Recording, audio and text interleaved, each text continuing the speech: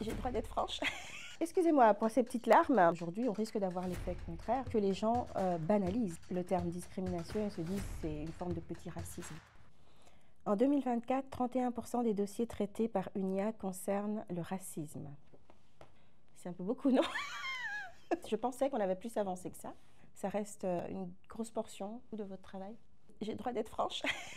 Je trouve que la lutte contre le racisme dépend encore trop des changements politiques. C'est ce ballottement permanent, insécurisant, que s'il m'arrive quelque chose, je ne vais pas regarder à quel moment politique on est pour aller ou pas porter plainte chez UNIA. Il faut que je sois sûre que UNIA est une institution stable et fiable. Ça devrait faire partie du travail politique que de s'assurer de la permanence et de la stabilité de ce type d'institution pour nous donner confiance. UNIA a ouvert entre 1 et 2 dossiers par jour pour racisme en 2024.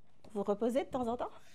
Je ris, mais c'est très interpellant. C'est des choses dont on se doute, mais on n'a pas les chiffres sous les yeux. À chaque fois, je pense à toutes ces personnes qui ne viennent pas signaler. Je me dis, on n'est peut-être même pas encore au défrichage de ce que représentent les chiffres de racisme aujourd'hui. Donc, moi, ça me fait plutôt peur, en fait. L'emploi, premier secteur concerné par le racisme en 2024, 29% des dossiers. C'est un domaine assez particulier, l'emploi, parce que, excusez-moi, souvent les gens, ils voient des chiffres comme ça, parfois ils ne se rendent vraiment pas compte du gap qu'il y a derrière. Excusez-moi pour ces petites larmes. Si j'étais pleine d'émotions, c'est vraiment parce que je vois toutes les vies qu'il y a derrière ce chiffre. Dans les communautés africaines, il y a des origines comme les Congolais, les Burundais, les Rwandais ou encore les Sénégalais et les Camerounais qui ont fait énormément d'études, plus que la population générale en Belgique. Et c'est eux qu'on retrouve dans le bas des chiffres d'employabilité et qui toute leur vie n'ont pas pu travailler. L'emploi est pour moi l'un des secteurs les plus importants.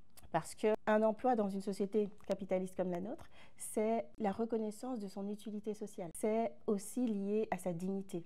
On ne demande pas la charité. Et on peut nourrir sa famille, se loger, il y a tout ça derrière. L'emploi, pour moi, c'est vraiment quelque chose de multiforme et qui a un impact sur toute la vie de l'individu. 52% des dossiers concernent des discriminations en 2024.